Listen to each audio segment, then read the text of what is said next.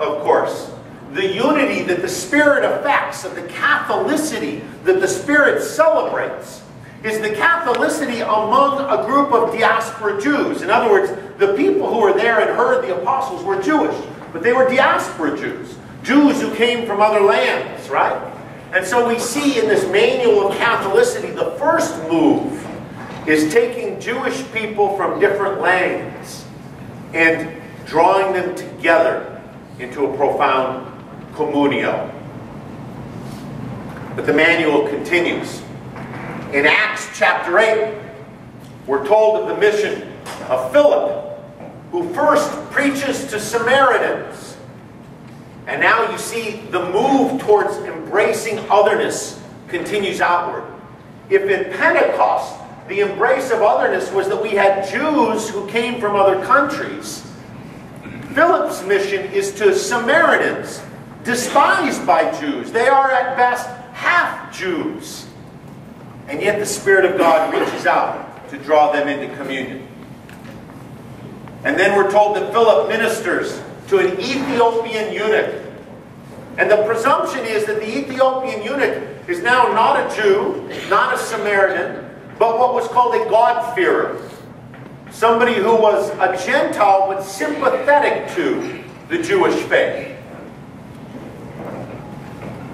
And so we've now moved from Jews drawn into communion through their diversity of language and culture.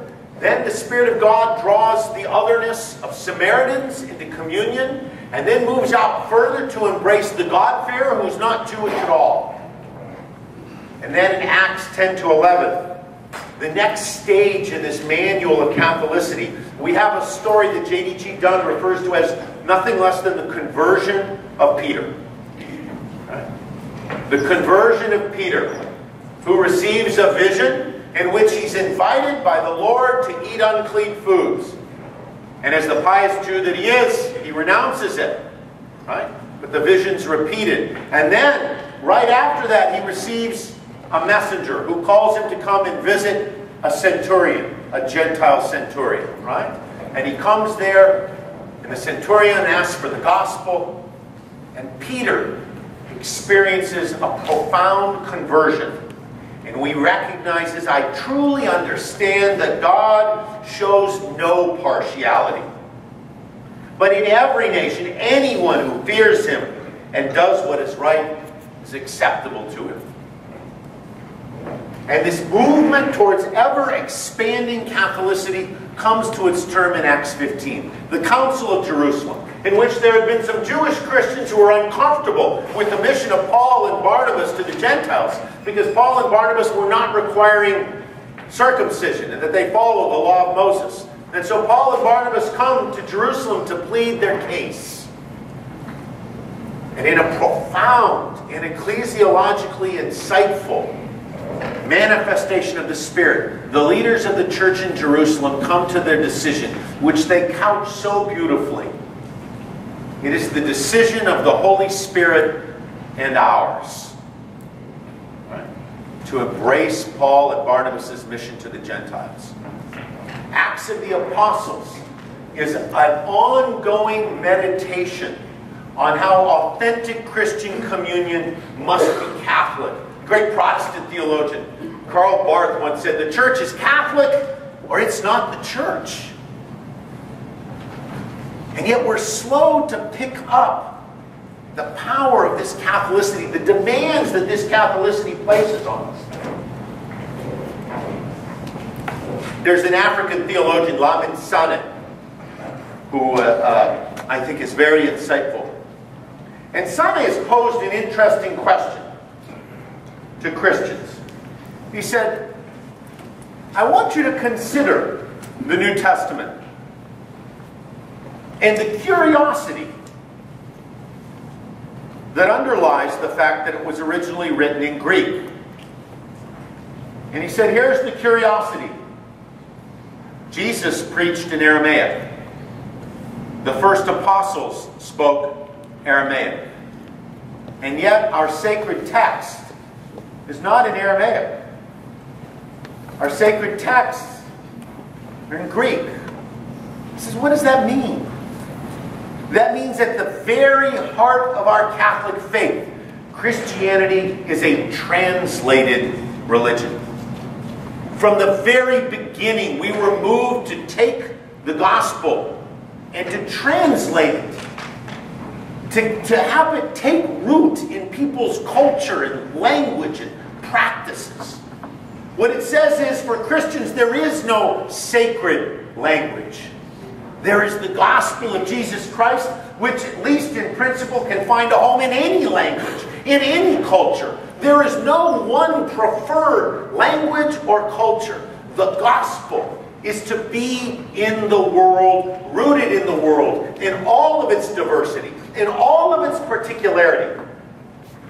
And so we are called perpetually to ask ourselves as a church, how are we allowing the Spirit to enhance our Catholicity?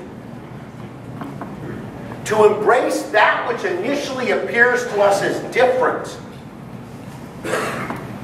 and to see it as, in fact, at least potentially, an opportunity for an increase in our Catholicity.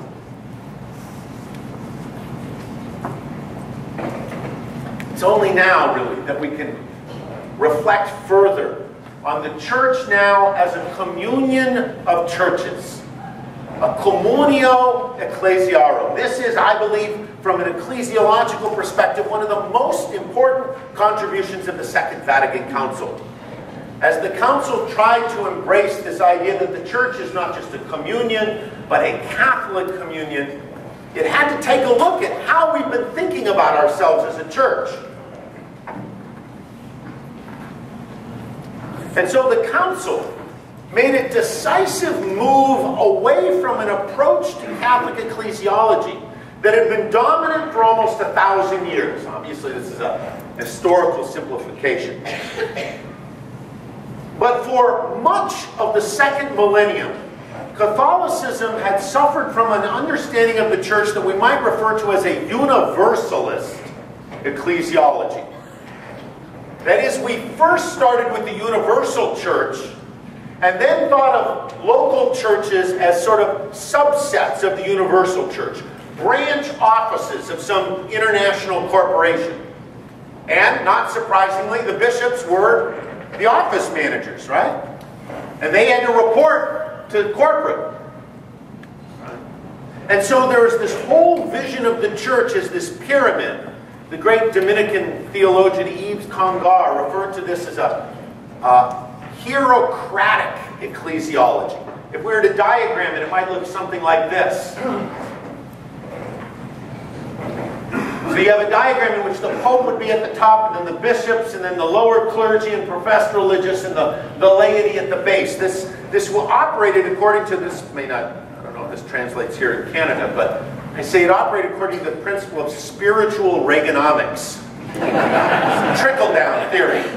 All truth and power starts at the top and gradually trickles down to the base. Right?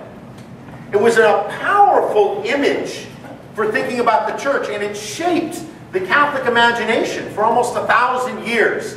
And it only began to be challenged at the Second Vatican Council.